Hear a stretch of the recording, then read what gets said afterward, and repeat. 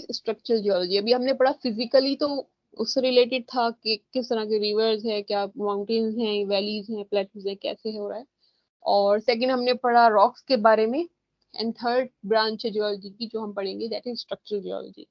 Structural geology, the rocks which form the earth's crust undergo various deformations, dislocations and disturbances under the influence of tectonic forces. Tectonic forces का मतलब ये होता है कि जो हमारी अर्थ है उसमें नंबर ऑफ प्लेट्स में डिवाइड कर दिया है। तो वो प्लेट्स जो है एशियन प्लेट है और डिफरेंट, वो प्लेट्स जो है मूव करती रहती हैं बहुत हल्के हल्के। तो उसमें क्या होता है कि कोई तो किसी को मर्ज, दो प्लेट्स आपस में मर्ज हो जा रही है एक पॉइंट पर आकर, या एक प्लेट दूसरी प्लेट के ऊपर आ जाती है कभी। बहुत ही इट टेक्स लॉन्ग टाइम, बहुत सारे साल लगते हैं, फील नहीं होता, लेकिन उसकी वजह से जो है माउंटेन फॉर्मेशन होता है, या फिर सी बेड का जो है लेवल नीचे होता है या अप होता है, वो सब धीरे धीरे होता है। तो ये डिस्टरबेंसेस, इसको कहते हैं कि ये डिस्टरबेंसेस हैं जो सरफेस में हो रहा है।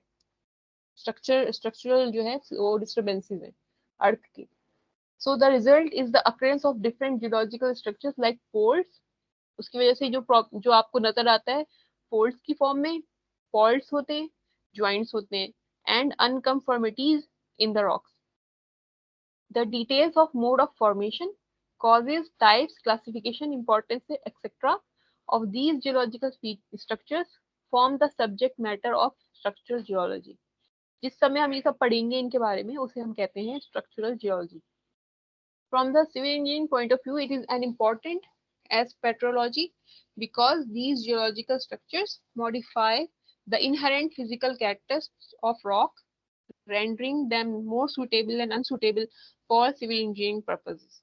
For example, at a dam site, sedimentary rocks with upstream dip provide a desirable geological setup, while the same rocks with downstream dip make the geological setup most undesirable. Example दिया है यहाँ पर इन्होंने कि क्योंकि इसमें जो आपकी जो प्लेट्स हैं वो कंटिन्यूअस जो है मूव कर रही हैं, तो उसकी वजह से फॉल्ट्स बन रहे हैं, ज्वाइंट्स बन रहे हैं, और जो स्ट्रक्चर है रॉक जो है वो अनकंफर्मिटीज है उसके अंदर। तो उसकी वजह से हमें ये देखना पड़ता है, अगर sedimentary rock upstream with upstream मतलब कहीं पे फ्लो हो रहा है पानी का, तो पानी ऊपर चढ़ रहा है, तो हम वहां पे सेडिमेंट्री रॉक्स को एज ए फाउंडेशन बेस जो है ले सकते हैं। लेकिन जहां से ऐसी जगह पे है सेडिमेंट्री रॉक के पानी ऊपर से नीचे आ रहा है, तो वहां पर हम लोग इसको अवॉइड करेंगे। सेडिमेंट्री रॉक जो होती है, जैसे अपना लाइम होता है ना, सैंडस्टोन है, ये सब जो होती है सेडिमेंट्री रॉक्स होती है।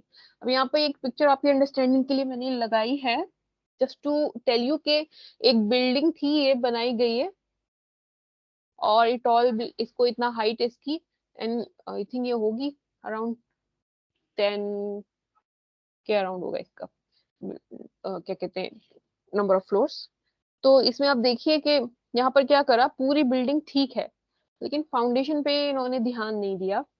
तो सेटलमेंट हुआ होगा, ये डिफरेंशियल सेटलमेंट हुआ, या कोई ऐसा नेचुरल कैलामिटी फेस हुई कि ये बिल्डिंग जो है ये आगे की तरफ इनस्टेबल हो गई, यानी आगे की तरफ गिरी, झुकी, मतलब गिरी ही जाती तो सेकंड बिल्डिंग के अंदर जाके उसमें लग गई है। तो देखिए आपने इसमें क्या हुआ, बेसिकली पूरी बिल्डिंग ओके है, कहीं कोई क्रैक्स नहीं है एज सच, जिससे लगे कि यहाँ पर जो है कंस्ट्रक्शन फेलियर हुआ है, बेसिकली यहाँ फाउंडेशन फेलियर हुआ है।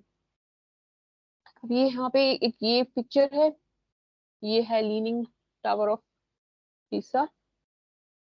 ये बनाया गया था ओल्ड टाइम्स में, और इसमें क्या हुआ कि बनाने के कुछ समय बाद जो है ये बिल्डिंग टिल्ट हो गई।